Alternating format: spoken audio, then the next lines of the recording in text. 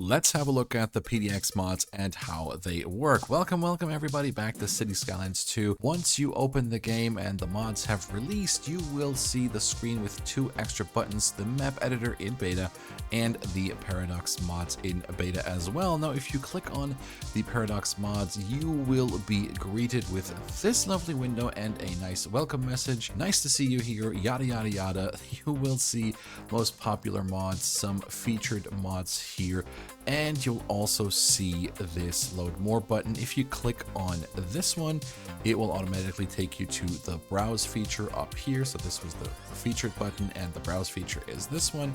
You have all of the options, all of the mods, you have some maps, you have some save games in here. What I think is really cool are the tags. You can filter by just the code mods. You only have the mods if you want to browse those. You can browse only the maps if you like. If we continue up here with these four icons, the playsets, there's an automatic playset created. It's called the initial playset. You can change the name right here. I just renamed it to my first playset just to test things out. And all the mods that you subscribe to, you can add to this playset. You can change playsets, you can create new playsets, and what this essentially is a playlist. If you have different projects as a player, as a city builder, you want different mods for different projects, you can technically create another playset. Let's just do that. Flyvox mods list, there we go, and it will create that playlist. Takes a few moments to get there. A few moments later. There we go. If we go to playsets now, you will see both playlists here. I keep saying playlists. Both playsets. My first playset, which was already in the game, like empty. It was empty in there. The initial playlist that was the initial playset that was active. Sorry. And then we got the one that I just created. So you click on this one. No mods in there. You can click on the playsets. You can add mods directly from there. But there you see it, where we had some icons before. If I go to my initial playset and say use this playset, it takes a moment to update. And if you go to browse, then you can see the check marks on some of the mods and maps that I chose for testing purposes. And if I activate the Flyvox mods list that I just created, use this playset, there are no mods in this list, 0 mods. And if I go to browse, no more check mark. I didn't have that on the map. Move it, no more check marks. Anarchy, no check mark. And that's how you could easily switch between that. I think that's a pretty neat feature, honestly.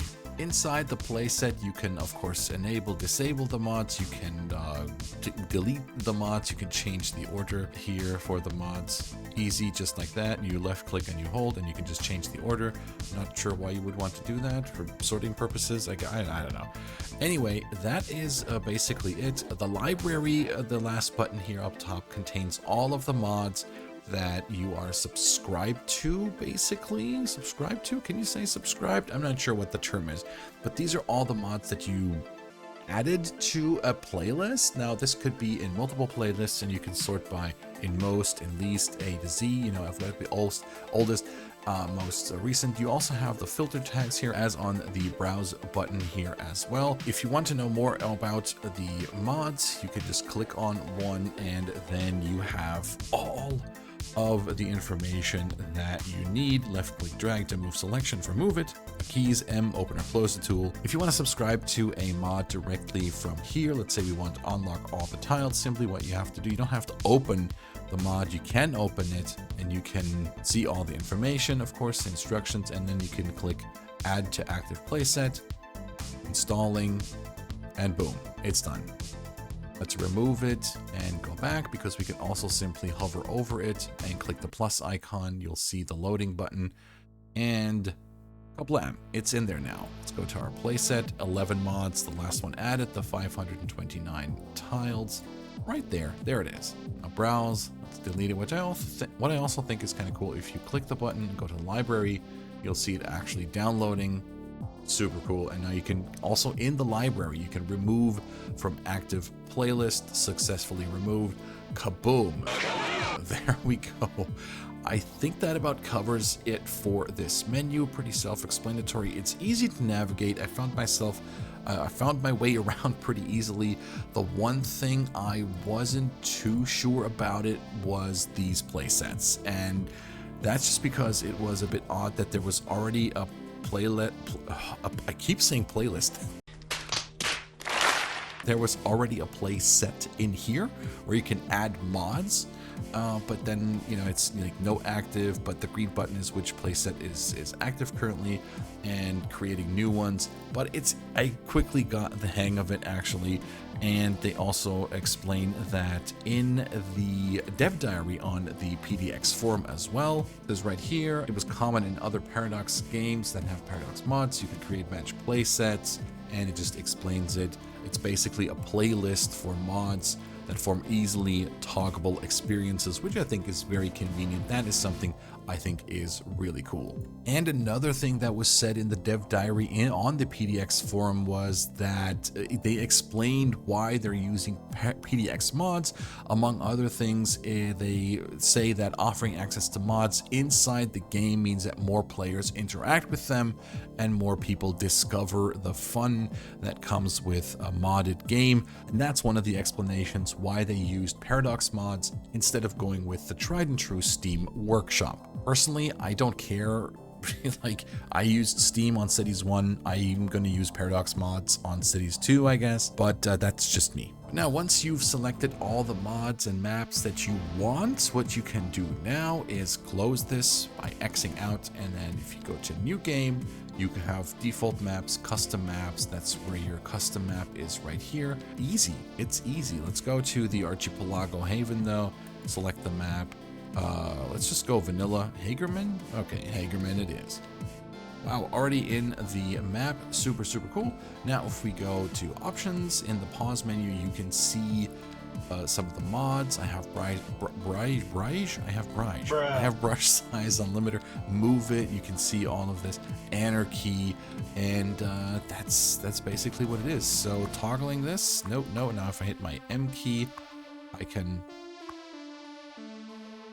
There we go. If I hit my M key, I just didn't work just now. I can just move this. I like to move it. And I can also, if I wanted to, move this right here. We know how that works. Okay, it's interesting that we can. Oh, I thought I could move that. Okay, that's pretty odd. Control Z is a thing, which I think is really cool. It's back. All right, and that is, like, I'm not going to explain all of the mods. One thing I want to note though is that you can only toggle anarchy with Control A once you're in one of these menus.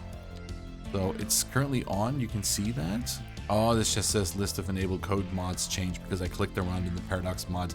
It's always good when you change mods, always good to exit the game to desktop and then go back in. So I didn't do that. See there, you got an icon right there. Boom, there it is. So you can't toggle anarchy. I'm pressing Control A right now. It doesn't toggle anarchy. So you have to open something, a menu, and then you can toggle anarchy. You can click it or Control A, as I said.